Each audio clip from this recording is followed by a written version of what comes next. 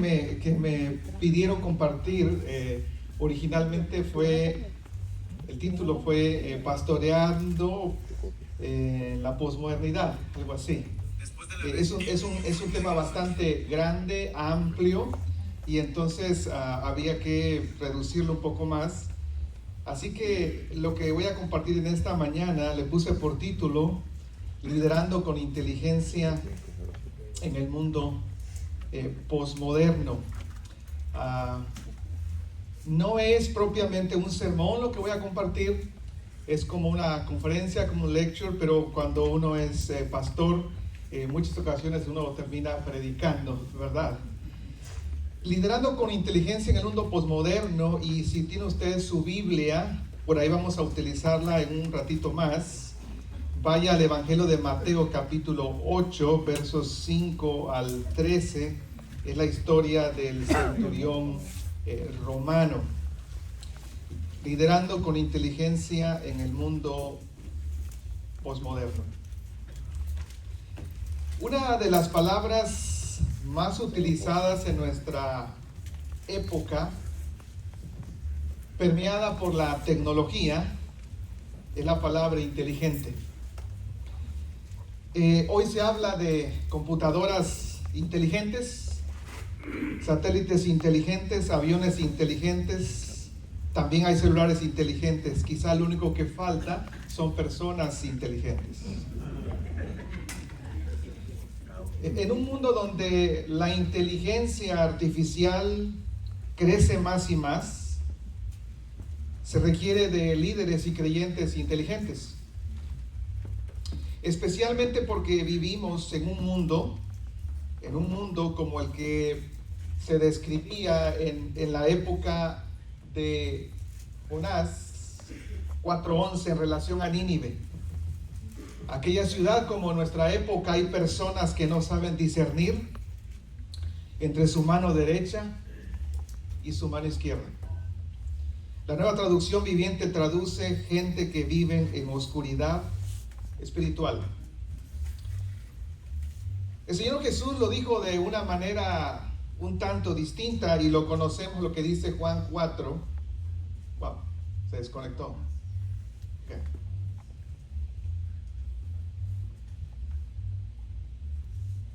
Perdón, Mateo 9:36. Y al ver a las multitudes tuvo compasión de ellas, porque estaban desamparadas y dispersas como ovejas que no tienen pastor. El Señor Jesús más de una ocasión hizo un llamado a sus discípulos a mirar con sus ojos y a sentir con su corazón para reconocer la profunda necesidad alrededor de personas que urgentemente necesitan ser pastoreadas. Personas que necesitan ser pastoreadas no solo por nosotros, sino que necesitan ser dirigidas al gran pastor que es Jesús. Amén. Creyentes inteligentes que con los ojos y el corazón de Jesús podamos ministrar la profunda necesidad que existe en nuestro mundo que está sumido en la oscuridad espiritual. Lo que acabo de decir no es nada desconocido para ustedes, para nadie. Sabemos el contexto en el cual vivimos. La pregunta que surge es: ¿cómo podemos ministrar, alcanzar, pastorear a aquellos que necesitan del amor y la justicia de Jesús? ¿Cómo hacerle? Y lo que voy a compartir en esta mañana es una pequeñísima porción de una investigación que terminé el año pasado sobre la inteligencia cultural. La inteligencia cultural, y en medio de ello voy a hablar un poquito sobre posmodernidad, porque es un tema realmente grande. Podemos hablar de posmodernidad desde la filosofía, la literatura, la arquitectura, la perspectiva social, pero hay que hablar un poco sobre posmodernidad. Y al final de todo vamos a hablar de Jesús. Porque nuestro modelo, aunque han pasado muchos años, nuestro modelo sigue siendo el Señor Jesús. Amén. Y si usted se puede llevar este pensamiento en esta mañana, eso sería suficiente. El Señor Jesús, con inteligencia, pudo ministrar a un mundo muy parecido al nuestro. El Señor Jesús con inteligencia pudo ministrar a un mundo muy parecido a nuestro. Amén. Ahora, el trasfondo de la inteligencia cultural es grande. No tengo el tiempo, no tenemos la oportunidad para decir mucho más. Si podemos hacer un recorrido, el asunto de la inteligencia emerge desde el año 1905, cuando se comenzó a hablar de inteligencia racional, este tema de cuantificar la inteligencia. También podemos, por ahí de los años 1990, donde dos psicólogos acuñan el concepto de inteligencia emocional. Es una historia muy interesante, porque ellos comenzaron hablando de racionalizar las emociones para mejorar el raciocinio. Pero fue Daniel Goleman en 1995 que popularizó este concepto, pero lo hizo en esta siguiente manera: mientras los precursores del concepto racionalizaron las emociones para mejorar el raciocinio, Goleman lo que hizo fue racionalizar las emociones para mejorar las emociones. No me estoy persinando, ¿eh? Sí, no. De repente vi a alguien así como que se me quedó mirando medio feo. Esta es toda una historia, y lo que a continuación en el devenir ocurrió es que aparece la inteligencia cultural. La inteligencia cultural es un concepto propuesto por Christopher Early y Song An, quienes en el 2003, en el libro Inteligencia Cultural, ellos describieron cómo las personas pueden desarrollar la capacidad de adaptarse a nuevos contextos culturales. Originalmente este concepto emergió en el mundo de los negocios. En aquel momento histórico, el gran debate en Inglaterra era en cómo es que los líderes de negocios se pueden adaptar a trabajar de manera exitosa con personas de otras culturas, otros contextos. Y entonces emerge esta teoría de inteligencia cultural. Gracias a Dios que en el 2006 David Livermore, él toma la teoría de estos dos personajes que enfatizaban que la inteligencia cultural tiene tres partes: lo que es, ustedes lo pueden ver en la pantalla, la parte cognitiva, la parte motivacional y la parte estratégica de hacer algo para el cruce cultural. Y David Livermore lo que hizo fue proponer una nueva manera de entender la inteligencia cultural. Lo valioso de esto es que, lo valioso de David Livermore es que él es cristiano. Y David Livermore, después de estudiar a muchas personas que estaban yendo a misiones de corto plazo, él propuso una manera de entender la inteligencia cultural desde 4 perspectivas. De hecho, él tomó la teoría original de Early y Song An y agregó una más y las reorganizó, comenzando con el Drive, luego el Knowledge, Strategy y Action. Lo que voy a compartir, hermanos, en esta manera de entender la inteligencia cultural, usted no lo va a encontrar así en la Biblia, como inteligencia cultural, pero está en la Biblia. Y lo que voy a intentar hacer es que voy a describir cada una de las categorías que Livermore propuso, describirlas, y después pensar cómo lo hizo Jesús.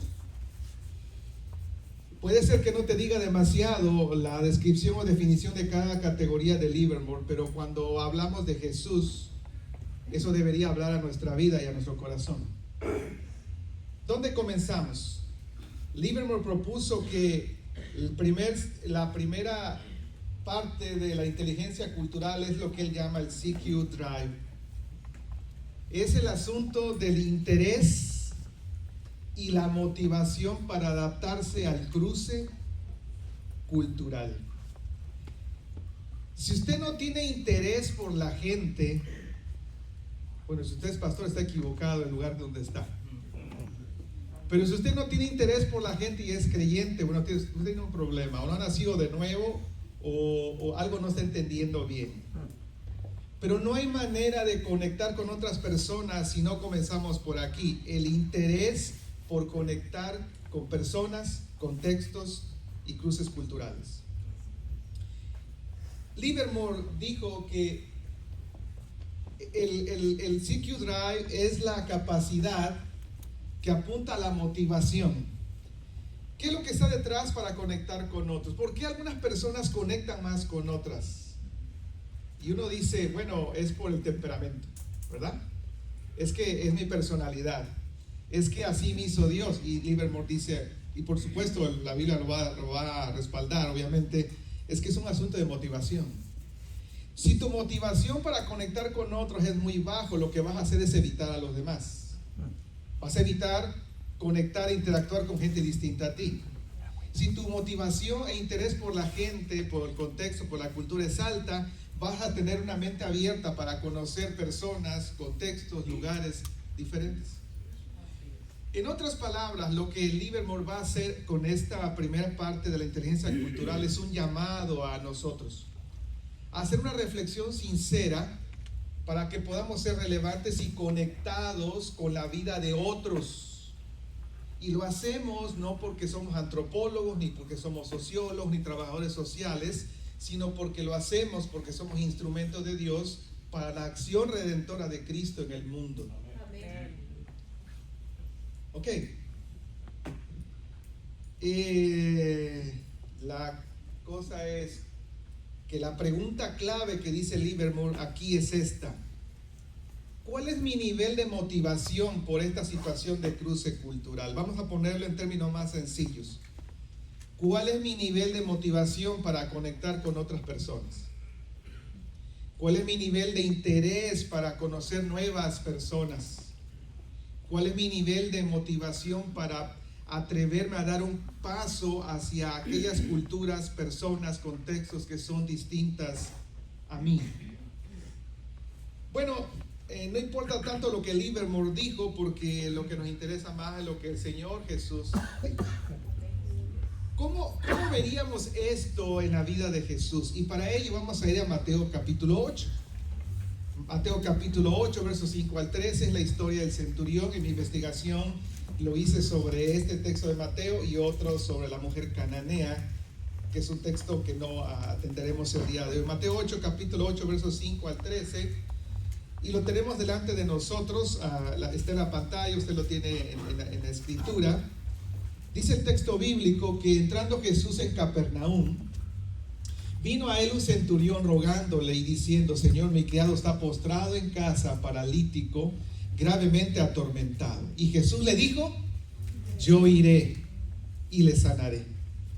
Respondió el centurión y dijo: Señor, no soy digno de que entres bajo mi techo. Solamente di la palabra y mi criado sanará. Porque también yo soy hombre bajo autoridad y tengo bajo mis órdenes soldados, y digo a este ve y va, y al otro ven y viene, y a mi siervo hace esto, y lo hace. El centurión romano trajo a Jesús, y por cierto estoy dejando el otro texto de Lucas 7, que no es algo que vamos a analizar y esa es otra historia, pero es una referencia que nos da de algunos detalles pequeños en relación a Mateo. Lo que dice Mateo es que el centurión romano trajo a Jesús una petición desesperada. De hecho, esa es la idea de que vino a rogarle. Rogarle describe una emoción interna, profunda, algo que está sacudiendo desde adentro, y prácticamente da la descripción que el centurión viene y se pone de rodillas. Interesantemente, el centurión viene de esta manera, pero no es porque él está buscando sanidad para su vida. Y aquí es digno de pensar esto. ¿Cuál era la motivación del centurión para venir a Jesús? Ni siquiera era por él. Era por otra persona quien está sufriendo, y con esa motivación se atreve a venir a interceder por misericordia hacia otra persona en necesidad. ¿Cuál es la respuesta de Jesús? La respuesta de Jesús es impresionante. Yo iré. Aquellos que les gusta estudiar un poco los idiomas bíblicos, este verbo iré suena a futuro, ¿verdad? Sin embargo, en el griego este es un participio del aoristo, es decir, es una acción puntual para describir una acción en el pasado de algo que todavía no ocurre, pero que ya ocurrió.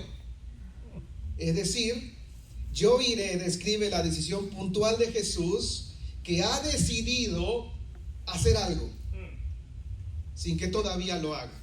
¿De qué estamos hablando? De su motivación. El centurión todavía no ha explicado más y Jesús ya dijo, yo iré. Por supuesto, no olvidemos que Jesús sabía de la prohibición, si eso es algo claro para nosotros, ¿verdad? Jesús sabía de la prohibición ceremonial de hablar o entrar en casa de un gentil. Así que la expresión yo iré ejemplifica el nivel de interés y la motivación de Jesús para atreverse a entrar a casa de alguien que estaba prohibido entrar. Y Jesús dijo, lo hago. Era común que los rabinos fueran invitados a orar por la gente. Pero ese yo iré enfatizó que la respuesta del Salvador estaba yendo en sentido contrario a la práctica habitual en aquella época. Eso nos recuerda lo que dijo Mateo 9. Al ver las multitudes tuvo compasión. Jesús tuvo verdadero interés para conectar con la gente. Lo que acabo de decir no es nada nuevo, esto lo conocemos bien, ¿verdad? Ok. El segundo pasito de la inteligencia cultural propuesta por Livermore entonces es la capacidad del knowledge. Es el conocimiento para entender las otras personas, culturas y contexto. Pero no es el mero hecho de tratar de conocer algo. No es como que usted se va a ir a Japón para explorar un poco la cultura y aprender un poquito de geografía y un poquito de costumbres. No. Es que el conocimiento de esas personas, cultura y contexto es porque usted está buscando conectar con ellos mejor para la acción redentora de Dios en Cristo Jesús. Livermore dice que entender es importante en cuanto al contexto, la cultura de las personas, pero no es el hecho de nada más conocer, sino aprender cuáles son las diferencias entre esa cultura o esas culturas y mi cultura. Es lo que se llama variación cultural. No solo dedicamos el tiempo y la atención para conocer contextos, personas y cultura, sino que lo que estamos buscando es cuáles son esas similitudes o diferencias con mi cultura, porque lo que estamos buscando son esas actitudes, valores, creencias que me van a permitir conectar con esas personas, entorno o contexto geográfico. Es el aprender de la cultura para aprender a conectar con la gente. Hace muchos años, y ese es un tema aparte, Eugenio Nida propuso un modelo denominado las tres culturas. Si usted lo ha escuchado, si no, vale la pena revisar un poco ya en Google, busque Eugenio Nida, el modelo de las tres culturas. Y él propuso que hay tres culturas. Él ha aplicado la traducción bíblica. Mi cultura es primer parte de la cultura bíblica, segunda parte de la cultura, y el receptor es la tercera cultura. Lo cierto, hermanos, es que es un desafío tratar de conocer no solo mi cultura, sino tratar de conocer y entender la cultura de los demás. Pero ese esfuerzo es necesario para entender la variación cultural, para aprender a conectar con la gente. Uno escucha constantemente esto: esta iglesia no conecta con su comunidad. Es que no conoce a su comunidad, no conoce a su gente, no conoce el contexto. Es que no conecto con la gente. Bueno, entonces necesitas inteligencia cultural. El atreverte a dedicar el tiempo a abrir los ojos que de parte de Dios para tener una sensibilidad de conocer personas, culturas y contexto.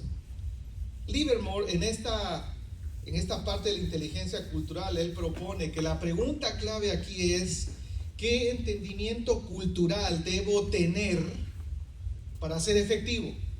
¿Qué debería yo conocer en la cultura donde yo estoy inmerso para ser efectivo?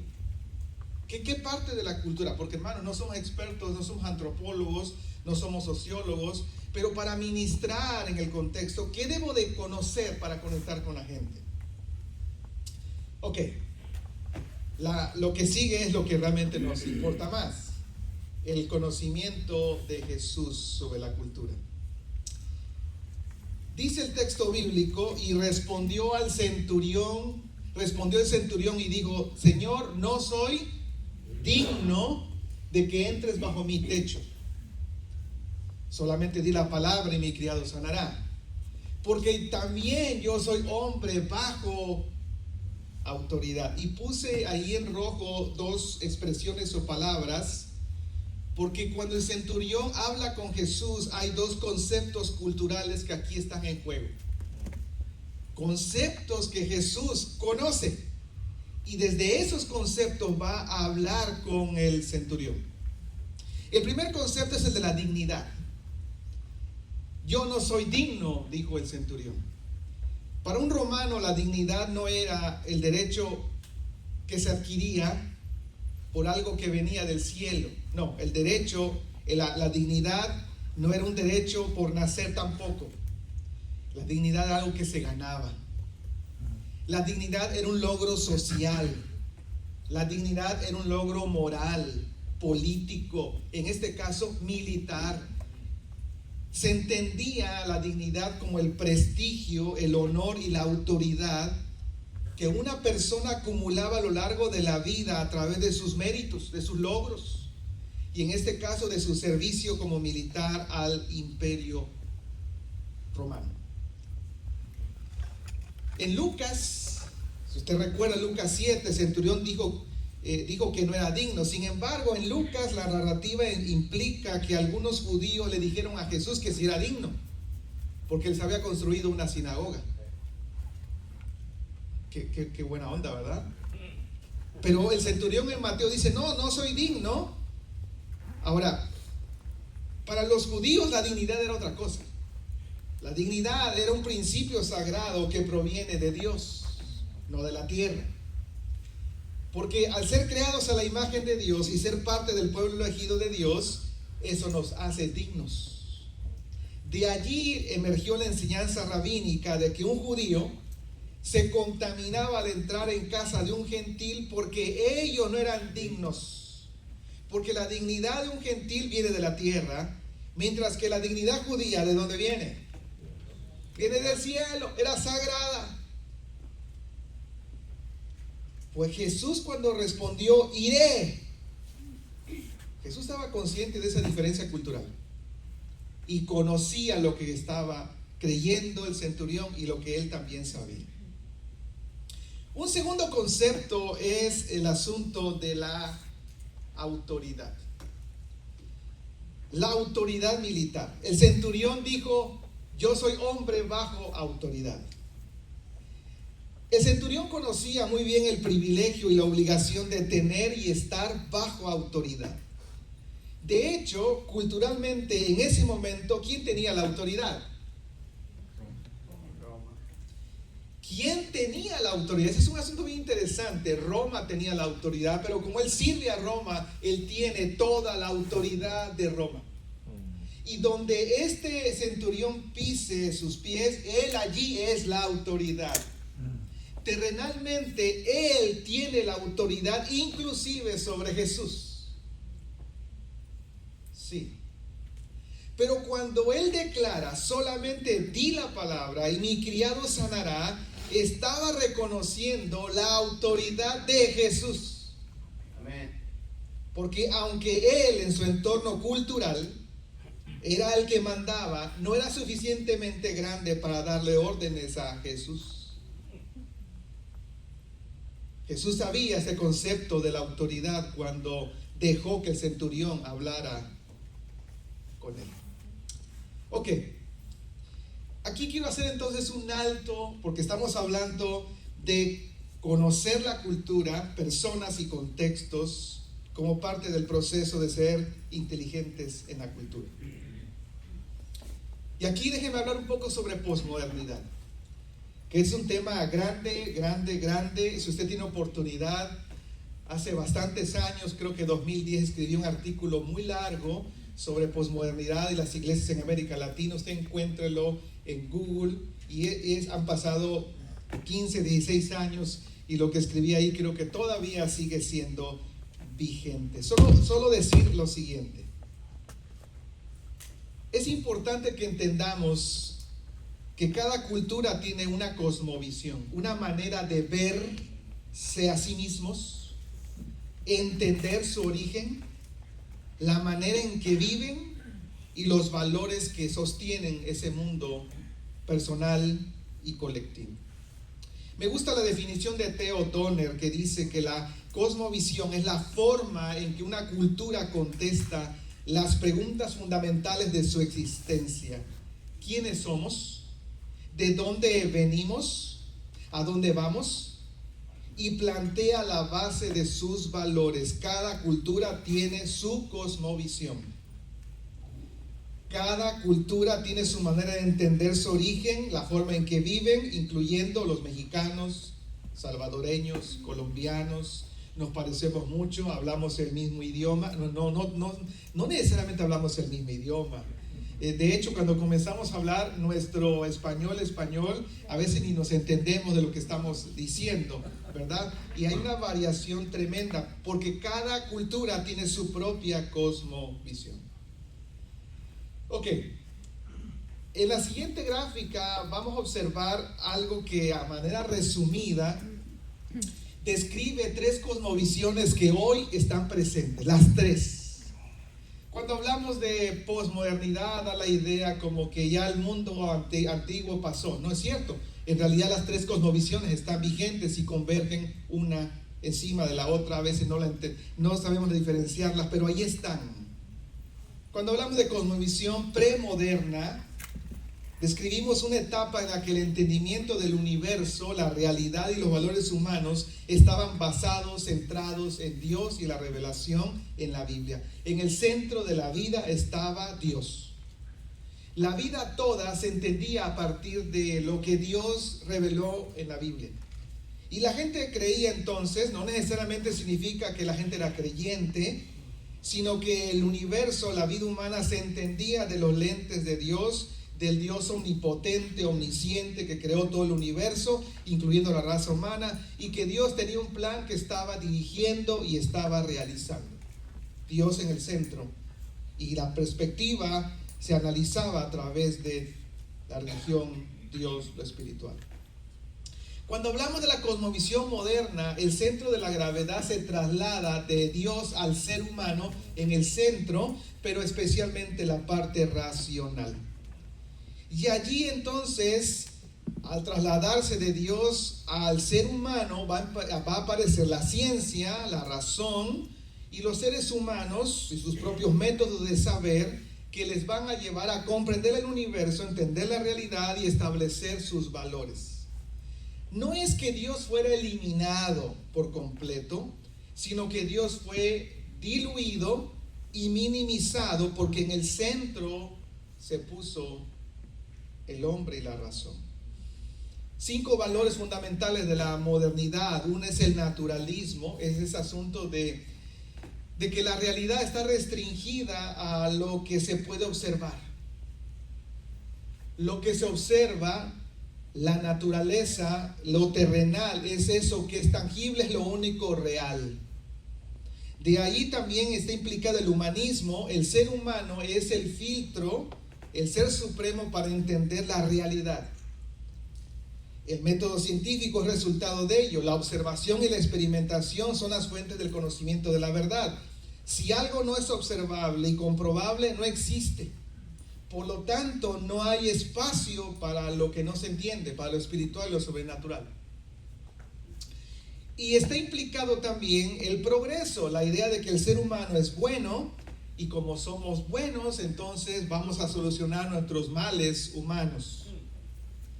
Hay progreso y futuro promisorio. Y claro, el individualismo, porque la verdad, los valores, la manera de entender la vida se obtienen por esfuerzos propios. La autoridad final y más completa somos nosotros. Por tanto, no requerimos de la existencia de un ser supremo, porque nosotros somos los seres supremos. Son los valores de la modernidad. Y cuando hablamos de la posmodernidad, no estamos hablando de una nueva etapa histórica que tiene una fecha y un día específico. En realidad, cuando hablamos de la posmodernidad, es una actitud de pérdida, de desencanto, de sencillamente una reescritura de la modernidad. Todos esos valores que la modernidad propuso como la solución a la vida humana, esos valores, la posmodernidad se ha desencantado. La posmodernidad simplemente ha perdido toda aceptación de esos relatos que le daban a la vida un entendimiento, y la posmodernidad es una actitud de pérdida de confianza sobre los ideales de la modernidad. El asunto es que dentro de los ideales de la modernidad también estaba la iglesia. Y aquí entonces la posmodernidad tiene muchas características, pero en el centro de la posmodernidad hay tres palabras. La primera es consumismo, la segunda nihilismo y la tercera es hedonismo. El consumismo, pues todos lo entendemos. Usted y yo somos parte del problema. No me cree, simplemente vea Black Friday, nadie tiene dinero y de repente las líneas son enormes para comprar, o Navidad también, lo que no necesitamos. Bueno, lo que está en el centro es el consumidor. El cliente siempre tiene la razón. Al cliente hay que mantenerlo satisfecho, entretenido, cuidado, hay que retenerlo. Bueno, muchísimas iglesias ven a la gente como clientes y hay que entretenerlos para retenerlos y cuidarlos. Eso no es otra cosa más que un distintivo de la posmodernidad. Otro distintivo es el nihilismo, es la ausencia de valor y verdades absolutas. No hay verdades, no hay objetivos, no hay propósitos completos en la vida. Es como que no se sabe si existe o no y quién define lo que llamamos verdad. Y aquí entonces aparece la desconfianza sobre la Biblia, sobre Dios, sobre la iglesia, sobre los pastores, sobre los creyentes y sobre todo lo que huela a Jesucristo. También se habla del hedonismo, es el valor del placer por encima de todo. Es la búsqueda del placer inmediato. La meta es ser feliz. Feliz. Porque el valor absoluto soy yo. No en mi raciocinio, sino yo en mis emociones que quiere ser feliz. Si tuviéramos que hacer un perfil psicológico de una persona en este mundo posmoderno, vamos a pensar que pueden ser estas 10 características. Estamos hablando del knowledge, conocer personas, cultura y contexto para conectar con ellos. Hoy más que nunca la gente es tecnófila, y no me refiero a al mero usuario de la tecnología, sino que hay un alto grado de intoxicación tecnológica. La tecnología, con ella nos levantamos, nos dormimos, soñamos, porque es el pan de cada día. Y usted y yo somos parte de eso también. Hoy la gente es emocional. Si usted es maestro de escuela dominical, si usted es pastor, entendamos esto. Hay un proceso revolucionario de cómo aprender. Se acabó en gran medida aquellas épocas donde el aprendizaje estaba orientado a lo cognitivo. Eso es parte de, pero hoy más que nunca la revolución es aprender a través del ser interior, la experiencia, la emoción, el corazón. La gente entiende más hoy con los sentidos que con el mero pensamiento. Hedonistas, divertirse, vivir el momento, conseguir placer. Y claro, está conectado con el consumismo. Antiintelectual, no quiero ofender a nadie, pero decir que la mayor parte de las personas de hoy no lee. ¿Cuándo fue la última vez que usted leyó, aparte de la Biblia, un libro completo? Decir que la mayor parte de las personas de hoy no lee, no piensa y no reflexiona no es criticarlas, solo describirlas. No significa que la gente sea poco inteligente, porque la tecnología sofisticada requiere de inteligencia. Pero la tendencia generalizada es a leer poco, estudiar menos y se reflexiona casi nada. De allí observamos este tema de que la gente prefiere leer de un link, un devocional diario, que agarrar su Biblia y tener un plan de lectura diaria. La gente no asume compromisos. La gente cada vez menos carece de motivaciones ideológicas y no se compromete con nada ni con nadie. Todo es indiferente. Porque el único referente de las personas, incluyendo a mucha gente de nuestras iglesias, es pasarla bien. Y si no la pasó bien, mañana buscar otro lugar donde la pueda disfrutar mejor. La gente también es mística. Nuestra generación es una generación espiritualmente sensible, quizá más que ninguna otra. De hecho, si usted revisa televisión, redes sociales, periódico, lo que sea, hay una efervescencia por lo religioso. No estamos diciendo que sea un tema cristiano, simplemente es por lo religioso. Los libros de autoayuda baten récords en el mercado. La gente también está confundida. Las redes sociales, los videojuegos, la televisión, hermanos, desdibujan la línea entre lo que es verdad y lo que es irreal. Los reality shows, y muchísima gente piensa que la vida es un reality show.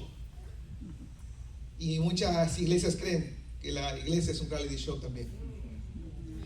También hoy la gente vive acelerada, y no le tengo que decir mucho en una ciudad como Houston, porque todo se mide en función de lo rápido. Hace mucho que no nos tomamos el tiempo para mirar, para imaginar. Por eso hoy, a nivel mundial, desde hace varios años, y desde en Italia se originó eso, hay un movimiento slow para ralentizar la vida.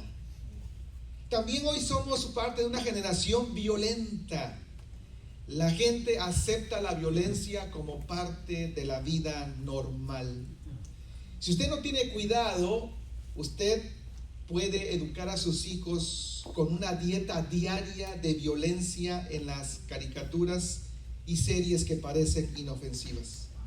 Somos una generación violentísima.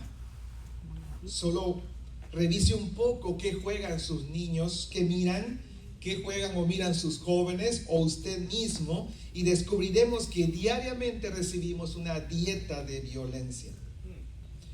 Y por último, somos una generación distante. Todos aquí tenemos celular, ¿cierto? Y si no, lo olvidó en casa, o su esposa le impidió traerlo, o se le rompió pero está pensando en comprar otro. Todos tenemos maneras de comunicarnos porque somos la generación más conectada de la historia y al mismo tiempo la más aislada en todos los niveles de relación con nosotros mismos, con los seres humanos, con la naturaleza, y por supuesto esto tiene una implicación también con Dios. Si pudiéramos abundar todavía un poco más, hablaríamos de un poquito sobre el perfil espiritual de la gente. Por un lado, la gente tiene hambre de lo religioso, pero por otro hay una perversión por lo religioso. No sé si usted se ha dado cuenta, pero muchas veces los cultos son conciertos y los conciertos son pachangas.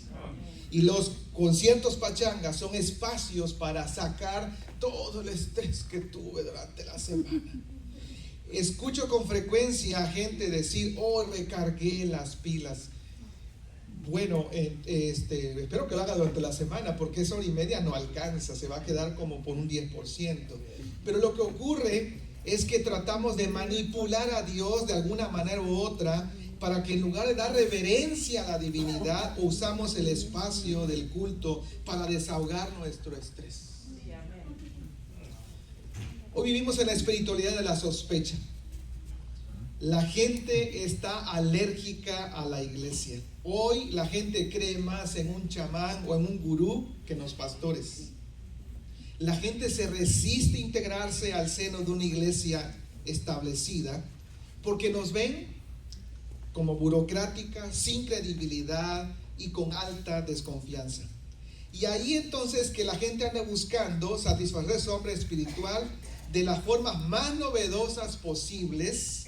Y si usted no tiene esa última novedad para cantar, predicar o hacer algo, la gente se le irá. Porque la gente sospecha que algo en su iglesia anda mal.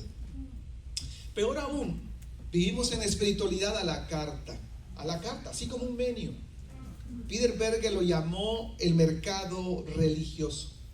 Una abundante y variada cantidad de opciones espirituales que se ofrecen a los consumidores.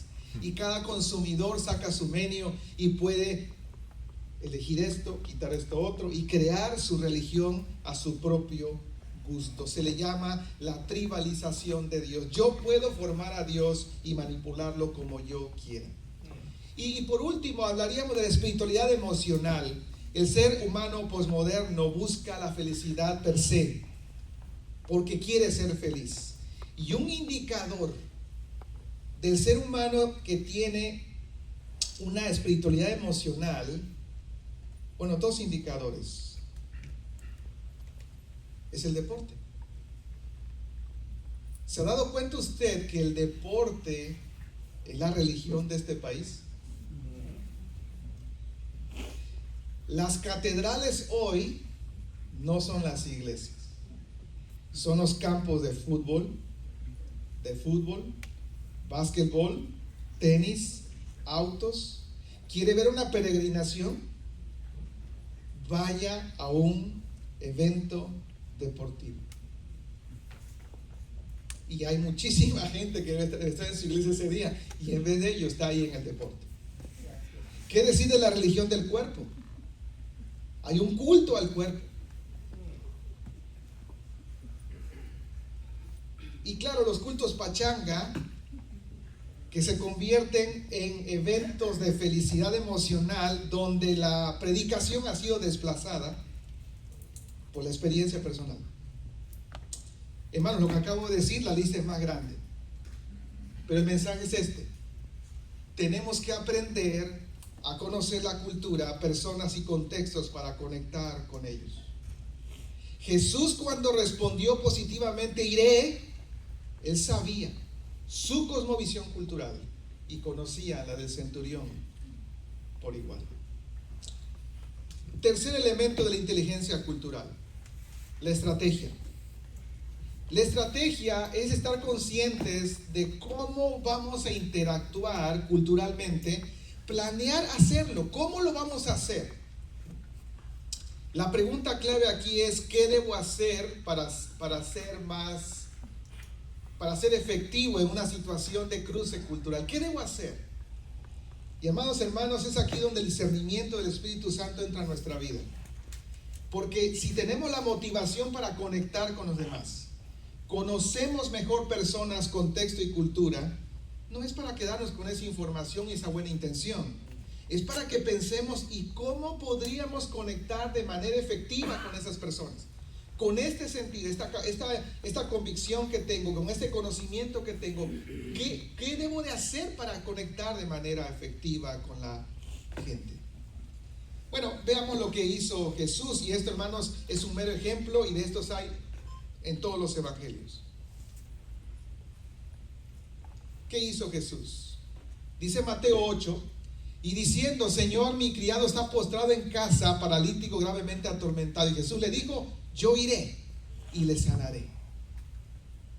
Yo iré y le sanaré. Y aquí simplemente por lo menos 3 estrategias de Jesús que yo identifico. Una estrategia le puse por título: un corazón pastoral compasivo.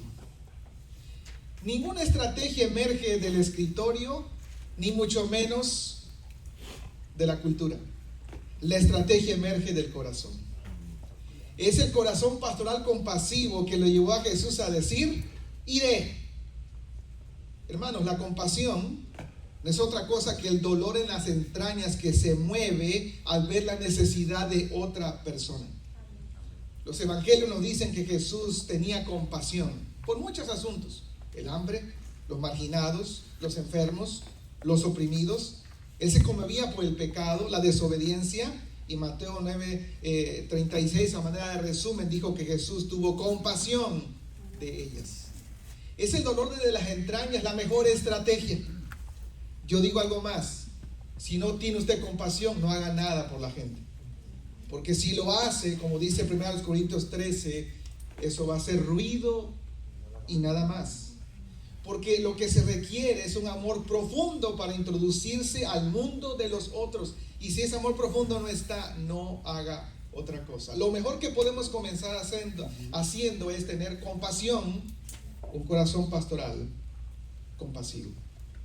A partir de allí podemos hacer otra estrategia, y es, como decía el Chapulín Colorado, parar nuestras antenitas de vinil, es decir, tener un oído sensible. Si tu corazón está conectado con la gente, ten un oído sensible a la necesidad de la gente. En la narrativa de Mateo, el centurión libremente trajo su necesidad a Jesús. Le presentó el problema e inmediatamente halló respuesta. Hermano, escuche. Vino con su necesidad, presentó el problema e inmediatamente halló respuesta. Eso quiere decir que Jesús oyó la necesidad de la persona. No importando su condición cultural y religiosa, para Jesús, el centurión tenía el derecho de ser oído.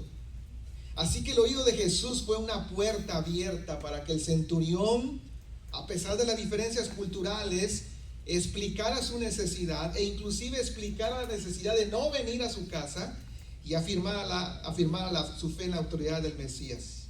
Al oírlo significa que el Mesías le estaba dando al centurión tiempo, paciencia y comprensión. El valor y la importancia de que ese centurión tenía valor como persona para que explicara lo que había en su corazón. Pero la estrategia comenzó con un corazón pastoral y un oído sensible. Y diría yo algo más, aunque hay mucho más que explicar aquí. Una estrategia es atrevernos a hacer un diálogo intercultural. Hermanos, este es un diálogo maravilloso entre el centurión y Jesús. De hecho, si usted lee la historia, el que más habló fue el centurión. Y sin embargo, el diálogo existió. El centurión sabía que en el sistema militar romano la autoridad pertenecía y era delegada por el emperador. Cuando el centurión daba órdenes, lo hacía bajo autoridad, la de Roma. Y quien desobedecía a las órdenes desafiaba no solo a él, sino también a Roma. En este diálogo, lo que el centurión estaba diciendo es que Jesús tenía autoridad. No era necesario ir a la casa y sanar. Lo que el centurión estaba haciendo era reconocer la autoridad mesiánica de Jesús. De tal manera que estaba dando por hecho que Jesús estaba bajo la autoridad del Padre, y bastaba con decir que va a sanar su siervo y ocurriría. ¿Sabe qué está haciendo el centurión? Está entendiendo y explicando el poder sanador de Jesús desde su propia cosmovisión cultural. Y estaba reconociendo la autoridad del Mesías. Escucha esto: Jesús mantuvo su autoridad mesiánica mientras generaba puentes culturales con el centurión. Sin someterse a la autoridad militar del centurión, lo condujo a que se sometiera a su autoridad. Jesús permitió un diálogo abierto y horizontal, pero todo fue un medio para una interacción efectiva y estimular su fe. para que el centurión reconociera su autoridad mesiánica. Escucha, Jesús tuvo un diálogo intercultural y nunca perdió su autoridad mesiánica. Y aquí este es un gran tema para dialogar. Hay que identificarse con la cultura y ser parte de esta, pero al mismo tiempo hay que mantenerse al margen de ella. Porque el evangelio no va a encajar totalmente en la cultura. Lo que el evangelio va a hacer es desafiarla para transformarla. Dialogamos con la cultura, pero no nos hacemos parte de esa cultura perversa que deshonra a Dios. Utilizamos el conocimiento cultural para hacer puentes y traer a la gente a la autoridad de Jesús. Paul Hibbert, hace muchos años, misiólogo, dijo esto: necesitamos entender a la gente y su manera de pensar para poder traducir el evangelio a sus patrones de pensamiento. También necesitamos entender las escrituras dentro de sus contextos culturales para que podamos traducirlas a la cultura local sin perder su mensaje divino. Deben convertirse en miembros de una cultura para presentar el evangelio de maneras que la gente entienda. Al mismo tiempo seguiremos siendo externos, los misioneros como miembros de otras culturas y el evangelio como revelación de Dios. Último elemento de la inteligencia cultural, y vamos terminando. Acción. Acción. Usted puede tener la motivación, el conocimiento, un plan, pero necesita accionar. Es la habilidad de conducirse de manera apropiada dentro de esa nueva cultura, contexto, personas, contexto geográfico. Es la manera, verbal o no verbal, en que se interactúa de manera significativa y apropiada con otros. No es simplemente tener la motivación, obtener información y aprender a interactuar con la cultura. Está implicado el hacerlo de manera apropiada. En otras palabras, hay que esforzarnos, hermanos, para conectar con la gente de la mejor manera posible. No significa ser maestros o expertos en la cultura, sino que a partir de nuestra motivación y el conocimiento de ella, reducir los errores culturales para comunicarnos con respeto con los demás. Para ello, por supuesto, mi acción debe estar alineada a la motivación, el conocimiento y a la estrategia. Pero todo eso me lleva a hacer los ajustes necesarios para ser flexibles y adaptarnos dentro de la cultura, como dije antes, sin que eso diluya tu fe y la palabra de Dios. Hermanas y hermanos, la pregunta clave en esta capacidad es esta: ¿qué conductas debería yo adaptar para esta situación de cruce cultural? Y le digo una cosa: el Señor Jesús se esforzó en adaptarse para comunicarse mejor con la cultura. Como dice Filipenses, no estimó, no se aferró a lo que era, sino que vino a este mundo y se hizo hombre. Esto es lo que hace maravilloso a la CQ Action de Jesús. Y la clave, y hay varias claves aquí, pero una de ellas es lo que ya conocemos como encarnación. La encarnación de Jesús es la forma máxima contextualizada, es la materialización más completa de la inteligencia cultural. Si pudiéramos reducir, que no deberíamos pensar en reduccionismos, quiere decir que casi se acaba el tiempo. Si pudiéramos reducir la inteligencia cultural a una cosa, sería encarnación. Porque la encarnación es la manera más completa de la inteligencia cultural. En la historia de Mateo 8, Jesús se atrevió a cruzar barreras sociológicas y religiosas. Se dio el tiempo para escuchar la necesidad y sentir el dolor humano. En medio de la incapacidad humana, permitió a través de las conexiones culturales que el centurión fuera ayudado y estimulado a su fe. Utilizó palabras apropiadas para enseñarle con autoridad. Y hermanos, en esta historia, La historia termina diciendo Jesús felicitando al centurión por su fe. Hasta lo felicitó por la perseverancia de su fe. Jesús es la máxima ejemplificación de lo que significa esforzarse para conectar con otras personas diferentes. David Livermore lo dijo de esta manera: Jesús en su encarnación encarnó radicalmente la demostración más extrema de inteligencia cultural. Extendió sus brazos a través del abismo supremo de la diferencia entre Dios y la humanidad para convertirse en el segundo Adán. Su vida y su muerte son lo que nos permite considerar seriamente ir más allá del deseo de amar al otro y hacerlo realmente. Jesús se esforzó, y esto es un llamado para que usted y yo nos esforcemos para colaborar en la acción redentora de Dios en Cristo Jesús. Voy cerrando con lo siguiente.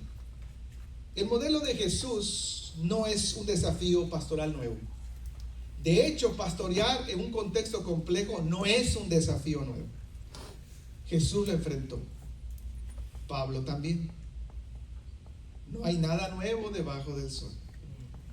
Segundo, tenemos como creyentes y como iglesia un llamado misional irrenunciable. Y escuche esto. Nuestra misión está centrada en Jesús como el camino, quien es el Salvador y el ejemplo de cómo hacer la obra. Pero también nuestra misión está en el camino, porque se desarrolla entre las culturas y la gente de todo el mundo.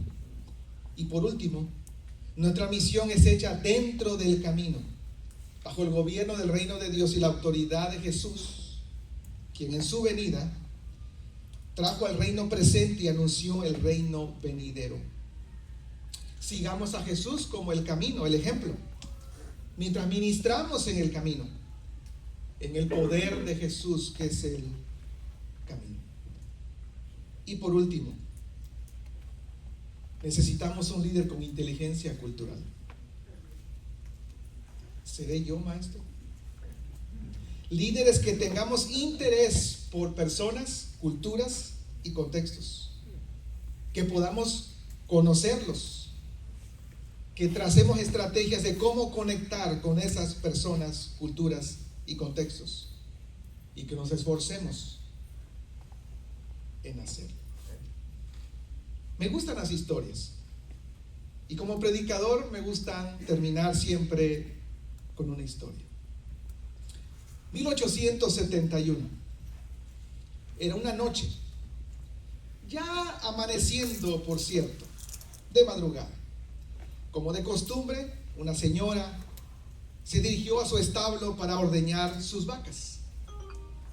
Pero como no había amanecido y ante la falta de la luz natural, se llevó consigo una lámpara para alumbrarse mientras ordeñaba la vaca.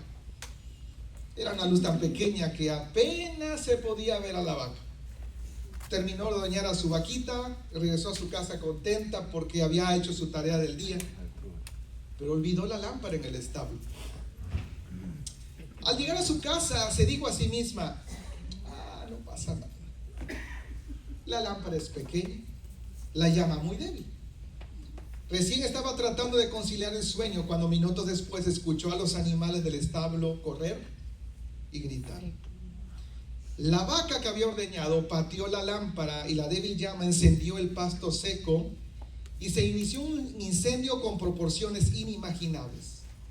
No solo se quemó el establo, la casa, los animales, sino que la ciudad de Chicago, en esa ciudad, murieron más de 300 personas por el incendio, más de 90,000 damnificados sin casa, y en aquella época una pérdida de más de $200 millones.